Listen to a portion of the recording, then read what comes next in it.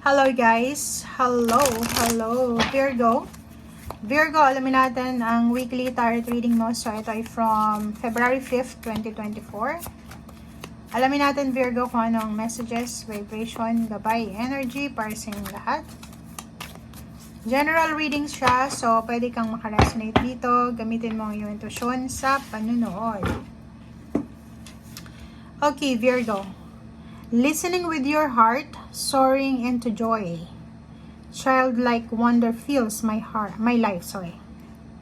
So, meron ditong Virgo na sobrang saya. Sobrang feeling niya sobra siyang blessed, 'di ba? So, this week is sobrang masaya. Parang nasa ulap siya sa sobrang saya niya. And siguro satisfied siya sa kung ano man ito na nangyayari sa buhay niya. Okay? Yung iba din sa iyo dito na parang masaya kayo kasi masaya kayo sa relasyon nyo, may bagong relationship kayo, or feeling nyo harmonious kayo dahil sa pamilya nyo. Parang ganun. So, may Virgo dito na sobrang saya dahil sa mga nangyayari sa kanya. Feeling niya sobrang blessed, sobrang grateful siya sa mga biyayang dumating sa kanya.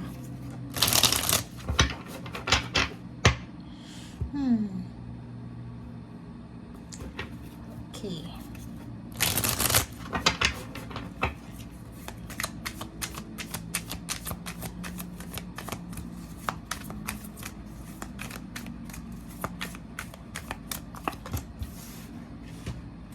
Okay, reverse. Virgo. Okay, Virgo, meron ka ditong reverse na renewal. Nakikita ko sa'yo dito na parang wala kang pakialam ngayon sa mga posibleng nangyari sa'yo sa nakaraan. Parang hindi ka masyadong nakafocus sa past mo. Kasi feeling mo, ang importante sa ngayon is ngayon. Which is tama naman, di ba? And wise counselor number 5, sinasabi ng Baraseo dito na maraming mga tao sa paligid mo na siguro busy ka sa iyong messenger, chat dito, chat doon. So, sinasabi ng Baraseo dito na parang busy ka sa mga messages or kung ano man to na posibleng may mga nag-a-advise sa'yo or nagbibigay sa'yo ng uy, ganito, ganyan, kailangan mong gawin, ganito, ganyan. Sinasabi ng Baraseo dito na kailangan mong maging wise sa mga messages na yan na ibinibigay sa'yo ng mga tao sa paligid mo. Okay? Makinig ka sa intuition mo. Kasi yung mga taong yan na nagbibigay sa'yo ng advice, ay hindi naman sila nakakatulong sa'yo eh. Diba? Advices, depende yon kung susundin mo or hindi mo susundin. Okay?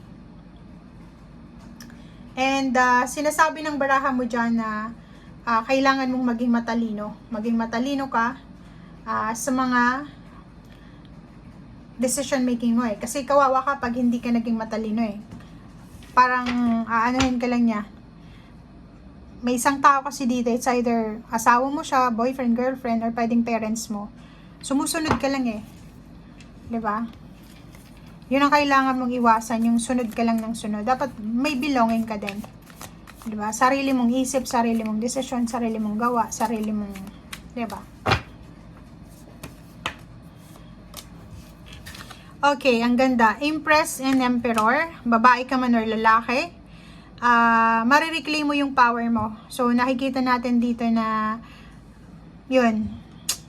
Ano man itong i-advise sa'yo ng mga tao sa paligid mo, mananatili kang empowered. Gagawin mo kung ano, babae ka man or lalaki, kung ano yung nasa isip mo. Stability, pag-isipang mabuti, wag masyadong emosyonal, wag din masyadong tuso. Dito sa Empress na to, take care of your body, take care of your health, take care of your money, take care of your family, take care of your action, and yung abundance na posibleng darating sa'yo or nangyayari sa'yo sa ngayon, deserve mo yan. Okay? Deserve mo eh. Kasi, trinabaho mo yan. tinatrabaho mo yan. And at the same time, deserve mo din na maging masaya. O, diba? So, yun ang sinasabi ng baraha sa atin. Mag-focus tayo. If ever may anak ka, mag-focus ka sa anak mo, mag-focus ka sa blessings mo, and magtira ka para sa sarili mo. If may pera ka, kailangan mag-save ng konti.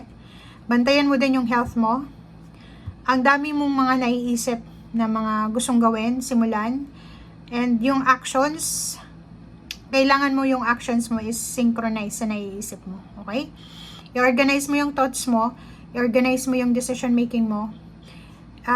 Ang problema kasi dito, masaya ka, pero may mga tao sa paligid mo na, lalo na kung ikaw ay nasa malayong lugar, nasa long distance relationship, pwedeng yung mga in-laws mo, nakikita nila yung mga post mo sa Facebook na masaya si ganito, si Virgo, pero tayo, wala tayong ulam, parang ganito, ganyan. So, parang obligasyon mo yun. So, sinasabi ng baraha sa'yo dito na, huwag kang makikinig sa mga sinasabi ng mga tao sa paligid mo. Kahit pamilya mo pa yan, kahit relationship mo pa yan, or kahit sino man ito na gusto niyang ipasok sa sarili mo, sa isip mo yung point of view niya, huwag kang papayag. Dapat emperor ka. Ang emperor, gagawin mo kung ano yung nasa isip mo. Gagawin mo kung ano yung tama. Hindi mo isa-sacrifice yung kaligayahan mo para sa kaligayahan ng ibang tao. Okay? Magician.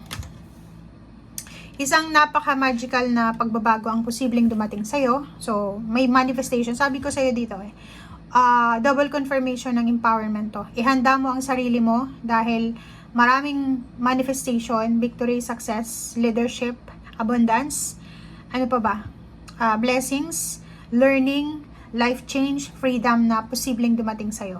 Okay? So, sinasabi ng baraha sa'yo dito na posibleng yung iba, biglang mapopromote sa trabaho, biglang makakapag-loan, yung iba biglang tataas yung sweldo, biglang magta-transform yung buhay nila na sobrang nakaka-amaze. Okay? Ang ganda na ito. So, yun, sinasabi ng baraha sa'yo dito na sobra kang masaya. Sobrang masaya yung linggo mo kasi unang-una, financially, wala kang pinoproblema. Emotionally, punong-puno ng biyaya yung pamilya mo. So, maraming blessings tungkol sa pamilya. Marami din na sumusuporta sa'yo siguro. And sinasabi ng baraha sa'yo dito na kung trabaho naman ito, masaya ka sa ginagawa mo, hindi ka naman masyadong pagod, or siguro eto yung deserve mo na trabaho, parang gano'n. And kung tungkol naman to sa relationship, may mga celebration, may bagong baby, may buntis, may piyesta, may Valentine's Day celebration, parang gano'n. And reunion, parang gano'n. So, comment down below if resonated ka dito. Okay? So, thank you guys and see you again. Bye!